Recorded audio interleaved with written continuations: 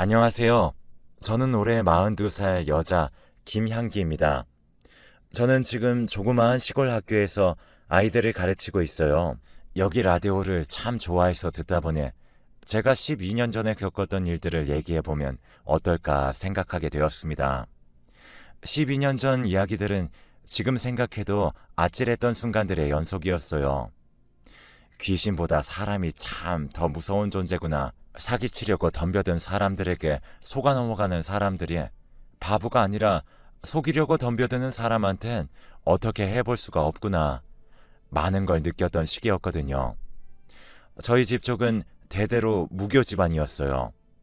아빠 집안도 저희 엄마 집안도 마찬가지였죠. 그래서 주변에 뭐 신내림을 받았네, 뭐 예언을 받았네, 이런 얘기 들으면 코웃음 치던 사람 중 하나였습니다.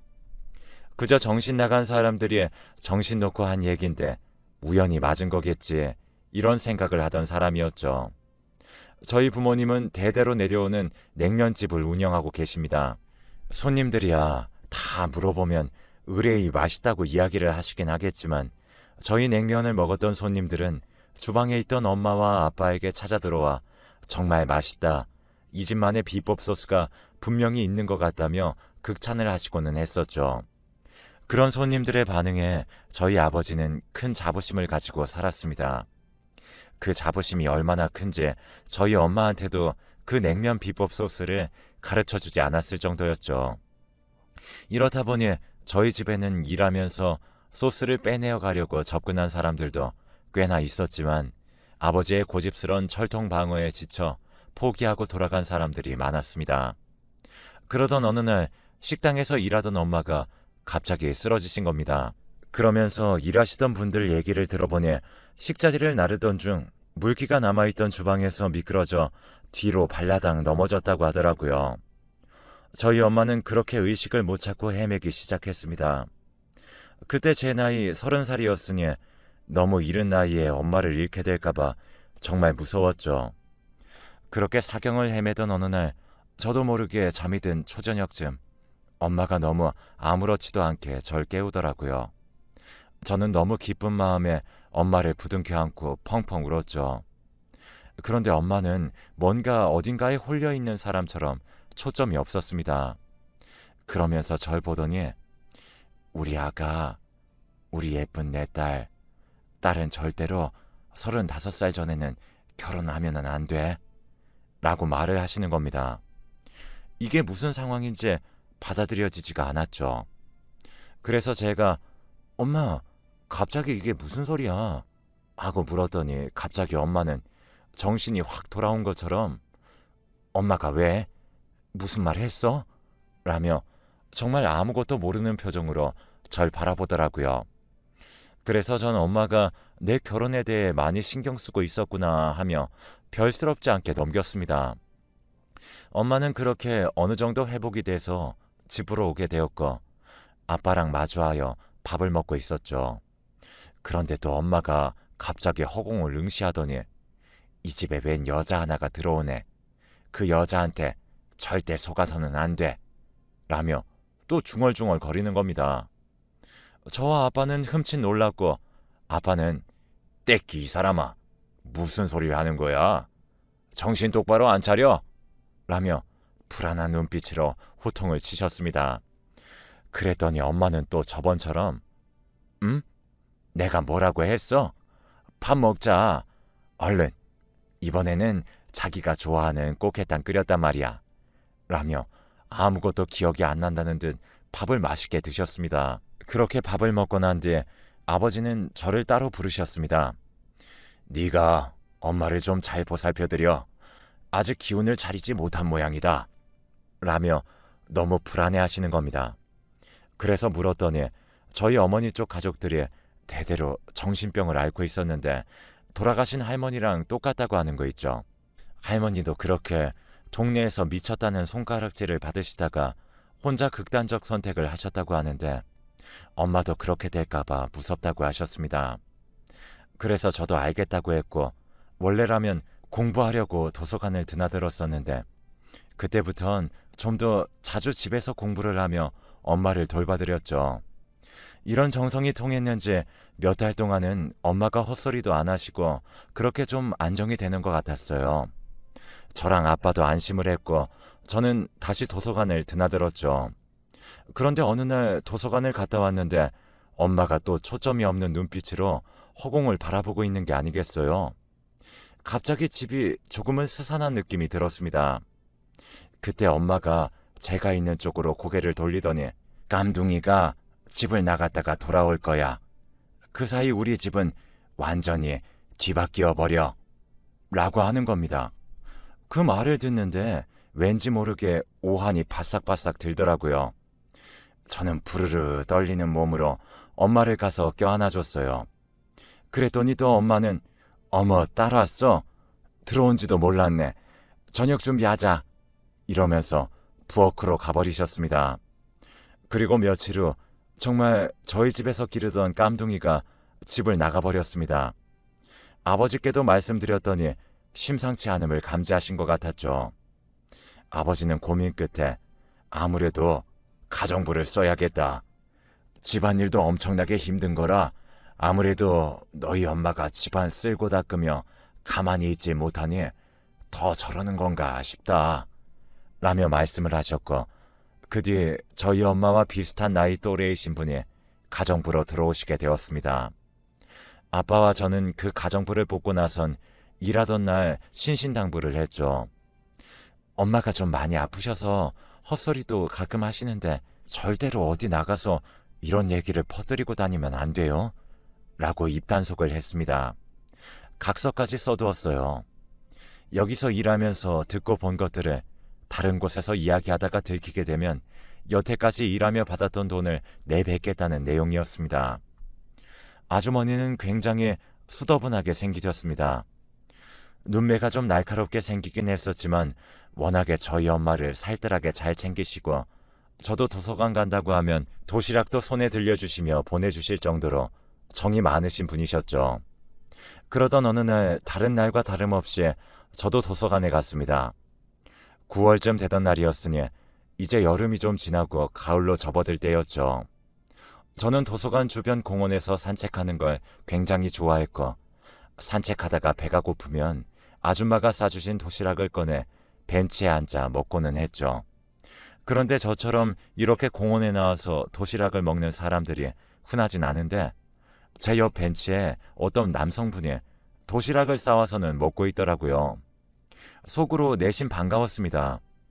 아무래도 공원에서 도시락을 먹다 보면 사람들이 신기하게 쳐다보기도 했었기 때문에 저 사람도 자주 나와서 저렇게 밥 먹으면 시선이 분산될 것 같아 좋았었죠. 그렇게 며칠간 저희는 나란히 벤치에 앉아 밥을 먹었어요. 그러던 어느 날 그 남성분이 저에게 말을 걸었습니다. 저 혹시 같이 먹어도 될까요?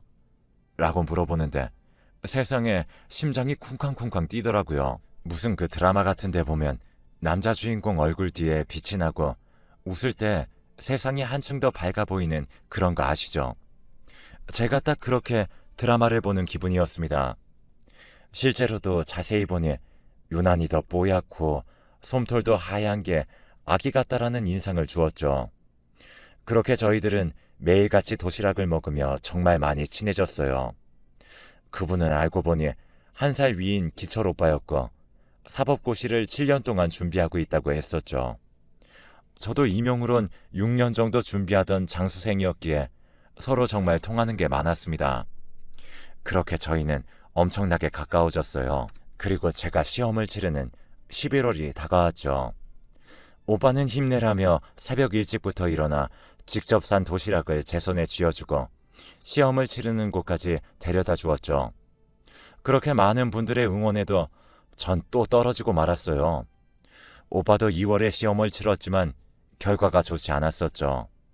하지만 둘 다 작년 한 해 서로를 만나게 된 게 합격 결과보다 더 기쁘다며 술 한 잔에 털어버리고는 다시 같이 시험을 준비하기 시작했습니다. 그러던 어느 날 공원을 산책하던 도중에 한 엄마가 지적장애처럼 보이던 아들을 데리고 산책 나온 게 눈에 띄었습니다. 저도 엄마가 생각나더라고요. 아직까지도 가끔 알 수 없는 헛소리를 계속 하셨거든요. 그런데 갑자기 기철이 오빠의 흐느끼는 소리가 들렸습니다. 너무 놀라 쳐다보니 오빠의 눈에는 눈물이 그렁그렁 맺혀 있었고 입술을 꽉 깨문 채 터져나오는 울음을 참는 듯 보였죠. 나중에 들어보니 오빠에게도 막둥이 동생이 있었는데 저 나이쯤 됐다고 하더라고요.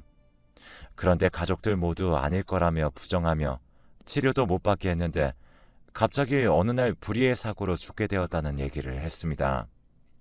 다 큰 성인 남성이 그 공원에서 꺼이꺼이 우는데 오히려 제겐 그 모습이 오빠에 대한 제 마음을 굳혀버린 계기가 되었었죠.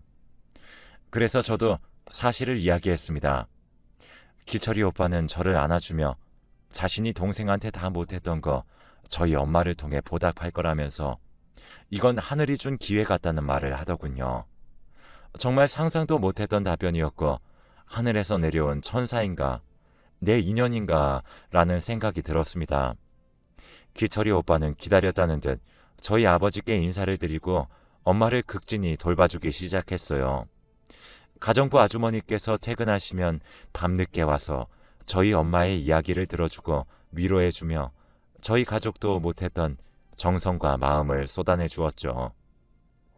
그런 모습을 보곤 저희 아버지께서도 기철 오빠를 벌써 사위 삼은 듯 일상을 함께했고 오빠의 도움으로 저는 33살이 되던 해에 합격 통지서를 받게 되었습니다. 그렇게 저는 다른 지방으로 발령을 받게 되었고 아빠도 더 이상 미룰 게 없다며 당장 결혼하라고 부추겼죠. 기철 오빠는 난감한 기색을 드러내며 저희 아빠에게 아버님, 제가 아직 고시도 붙질 못했고 이대로 결혼하면 향기만 힘들 거예요. 라며 거절했지만 저희 아빠는 이미 기철이 너는 우리 가족이야. 너만 괜찮다면 우리 집 냉면 사업을 물려받는 건 어떻겠니? 라고 묻자 옆에서 같이 식사를 하던 가정부 아주머니가 아니 하는 거 보니 사장님 사업도 자기 일처럼 열심히 할 사람처럼 보이긴 해요. 라며 거들더라고요. 그렇게 기철 오빠는 저희 아빠의 냉면집으로 같이 출근하게 되었고 엄마는 가정부 아줌마와 보내는 시간이 더욱 길어졌죠. 그러던 어느 날 결혼 날짜를 다 잡고 오랜만에 아빠와 저, 엄마 이렇게 셋이 밥을 먹고 있는데 엄마가 또 중얼거리기 시작했습니다. 머리끝부터 발끝까지 허연 놈한테 속지 마. 속은 아주 시꺼먼 무서운 놈이니까. 그놈은 우리 집안에 있어. 라는 겁니다. 아빠와 저는 엄마에게 들어가 쉬라며 몸을 눕혀주었고 저는 한동안 엄마 옆에서 엄마가 했던 말들을 곱씹고 있었습니다. 그런데 자는 줄만 알았던 엄마가 제 손을 잡으며 딸 눈에는 엄마가 미친 사람으로 보이겠지. 아무도 내 말을 들어주지 않을 거야. 라며 울고 계시는 겁니다. 저는 너무 깜짝 놀라 엄마 그런 말이 어딨어. 나는 엄마 믿어. 라고 했더니 엄마는 정말 내가 하는 말 다 믿어줄 수 있어? 라며 운을 떼셨고 엄마의 말을 다 들은 저는 누가 미친 건지 분간하기가 힘들었어요. 그리고 아빠를 데려와 다시 한번 엄마에게 이야기를 해달라고 했고 아빠는 가슴을 치며 자신이 죽일 놈이라고 집안이 한바탕 난리가 났죠. 엄마의 얘기로는 그 가정부와 기철 오빠가 모자 사이라고 했어요. 어느 날 엄마가 잠에서 잠깐 깬 사이에 수상한 이야기가 들려왔고 기철 오빠와 가정부가 이야기를 나누고 있다고 했습니다. 그 내용들은 계획대로 잘 되어가고 있다. 향기가 거의 넘어왔다. 이런 이야기들이라고 했습니다. 그 뒤에 또 몇 번 모여 그런 이야기를 듣고 나니 이 모자가 우리 집 냉면 레시피를 빼돌리기 위해 계획적으로 접근한 걸 알게 되었고 한바탕 난리를 쳤는데 그 가정부 이모가 엄마한테 이 가족 중에 당신 말 들어줄 사람이나 있어? 라며 면박을 주었고 오히려 그때부터 본인한테 말 잘못한 벌은 톡톡히 치러야지. 너네 가족들 오기 전까지 빨리 청소도 하고 밀린 빨래도 해. 라며 엄마에게 온갖 잡일을 다 시켰었더라고요. 근데 엄마는 온갖 구박을 받으며 청소를 할 때면 그 아줌마가 말했던 것처럼 가족들이 자신을 믿지 않아주면 어떡하지 걱정되는 마음에 더욱 그 사람들이 하라는 대로 할 수밖에 없었다고 했습니다. 그리고 날 잡아서 한번 저 사람들 없을 때 이야기를 해야겠다 했는데 어떻게 시간 한 번을 안 주고 번갈아가며 간호를 하고 감시를 해대는 통에 말할 시간이 없었다고 하더라고요. 그렇게 시간이 지나갈수록 그 모자에게 세뇌를 당한 건지 어쩐 건지 정말 자신의 얘기를 믿어주지 않을 것만 같아 더 입을 다물고 지냈다고 했죠. 그런데 결혼식 날짜를 잡았다는 이야기를 들으니 어떻게 해서든 막아야겠다는 생각이 들었고 오늘이 그 기회인 것 같아 용기 내 이야기를 꺼냈다고 하더라고요. 저와 아빠는 엄마의 이 말을 듣고는 한동안 미안함에 가슴이 먹먹했습니다. 자신이 이야기해봤자 가족이 믿어주질 않을 것 같아 꾹꾹 참아왔다는 그 말이 날카로운 송곳이 제 가슴을 찔러대는 것처럼 고통스럽게 아파왔어요. 넘쳐오르는 눈물이 눈 사이를 비집고 주체할 수 없이 흘러내렸습니다. 그러다 보니 갑자기 엄마가 했던 말들이 생각이 나더라고요. 웬 여자 한 명이 집을 들어올 거다. 35살 전에 결혼하지 마라. 여태까지 엄마가 했던 말들이 파노라마처럼 머릿속을 왔다 갔다 했어요. 엄마에 대한 미안함에 바닥만 보며 고개를 떨고 우는 아빠에게 아빠, 이럴 게 아니야. 우리 이렇게 당하지 말자. 엄마가 여태까지 마음고생했던 거 그 사람들도 조금은 알아야지. 라며 소송할 준비를 했었죠. 그렇게 다음날 일요일이 되었습니다. 기철 오빠와 아주머니껜 오랜만에 우리가 점심 대접하겠다며 시간을 벌었고 그 사이 집안 곳곳에 몰래카메라를 설치했습니다. 그렇게 밥 먹고 저와 아빠는 냉면집에 갈 테니 오늘은 특별히 기철 오빠와 아줌마에게 엄마를 부탁드린다고 하며 나갔었죠. 그렇게 나와선 엄마에게 계획대로 하라는 문자를 보냈습니다.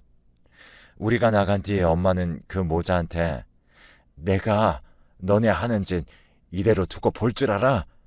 오늘 다 말할 거야. 했더니 기철 오빠가 엄마의 머리를 툭툭 밀치면서 어이, 정신 나간 여편네야. 누가 믿어준다고 자꾸 그런 걸로 협박해. 당신과 당신 가족들 절대 우리 소나기에서 못 빠져나가. 라며 비웃더군요. 그 뒤에 엄마는 계획대로 그 사람들 입에서 모든 걸 자백하게 만들었습니다. 그 사람들은 자신들의 추악한 진실을 말할수록 더 대담해져 가는 듯 보였죠. 그리고 마지막 신호탄이 쏘아졌습니다. 엄마는 그들에게 집을 나가겠다고 했죠. 내가 나가면 너네들에게 분명 책임을 물을 거야. 라며 집을 나가려고 하자 그들은 계획대로 엄마를 바닥에 내팽개쳤었고 집안의 온갖 물건들을 집어던지기 시작했습니다. 엄마도 그 사람들이 다치지 않게 조그마한 물건들을 던지며 반격하는 척을 하자 제 성질을 못 이긴 기철 오빠가 갑자기 가발을 집어던졌고 오빠의 볼래머리인 흰머리가 찰랑거렸습니다. 그리고 오빠는 거친 숨을 몰아쉬며 이 여편네가 열받게 하네. 오늘 당신 주둥이 잘못 놀린 거 후회하게 만들어줄게. 버릇을 단단히 고쳐놔야겠어. 라며 부엌 걸어가서 뜨거운 물을 끓이더군요. 그렇게 저희 엄마에게 다가가는 순간 미리 연락을 해놨던 경찰들이 들이닥쳤고 그 둘은 특수폭행죄로 연행이 되었습니다. 그들은 뻔뻔하게 경찰한테 아니 저 여자가 미쳐가지고 우리한테 라면물 안 끓여줬다고 물건을 집어 던졌다니까요. 저는 그거 라면 끓여달래서 물 끓이고 있었던 것 뿐이라고요. 라며 반박을 하였고 저희는 진실을 담고 있는 녹화본을 증거자료로 제출했습니다. 그리고 판결이 나오는 날 그 둘은 각각 징역 2년에 벌금 1,000만 원형에 처해졌죠.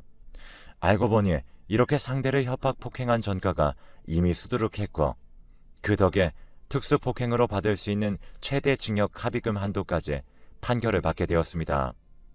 그 이외에도 물을 끓여서 부으려고 했다는 게 정황상 명백했고 그 이전에도 둘이 피해자에게 물건을 던졌다는 점 그리고 각서를 쓴 내용을 위반했다는 점 남의 영업 레시피를 빼앗기 위해 계획적으로 접근했던 점, 이 모든 게 인정받았고 그 둘은 지금 감옥에 갔죠. 조사 과정에서 드러났던 건 그 둘이 마땅한 직업이 없어 각 지역을 돌아다니며 동네에 돈이 꽤나 있을 법한 집을 선택해 계획적으로 접근하던 거였고, 선천적 백색증으로 어린 시절부터 괴물이다, 불길한 애다 라며 마을 사람들과 친구들에게 따돌림을 당하고 폭행을 당했다고 하더라고요. 그래서 그때부터 사회에 대한 불만이 절정에 달했고, 사람들에 대한 증오가 이런 폭행과 사기를 반복하며 다니게 된 이유라고 이야기를 했다고 하네요. 그리고 더 신기한 건 그렇게 판결이 났던 날 정말로 집을 나갔던 깜둥이가 돌아왔습니다. 그리고 저희 집은 완전히 바뀌어 있었죠. 엄마는 신내림을 받아 무당이 되셨고 저희 집도 신을 모시는 집안이 되었답니다. 사후세계라던가 영적인 세계에 대해 코웃음을 쳤던 우리가 이제는 신까지 모시는 집안이 됐으니 정말 많이 바뀐 거죠. 엄마는 자신의 영역을 사람을 돕는 데에만 쓰고 있고, 자기같이 집에서 미친 사람 취급받으며 아파하는 사람들에게 신내림 받는 것도 도와주며 행복하게 살고 있습니다. 저도 어느덧 교사 생활에 접어든 지 9년차, 10년차가 되어 가는데요. 그 일로 인해 저도 모든 생각들이 바뀌게 되었어요. 오히려 그렇게 사람에 대한 시각이 달라지고 다양한 사람들에 대해 인정을 하고 나니 학생들도 달리 보이더라고요. 그리고 저는 엄마가 말했던 35살이 지나 선을 받고 엄마의 허락을 받아 지금은 누구보다도 저를 아껴주고 사랑해주는 남편과 아들들을 곁에 두게 되었습니다. 제 사연이 누군가에게 어떤 영향이 될진 모르겠지만 위로든 힘이 되든 깨달음이 되든 어떤 식으로든 좋은 해답이 되길 바랄게요. 저희 신께 여러분들의 행복을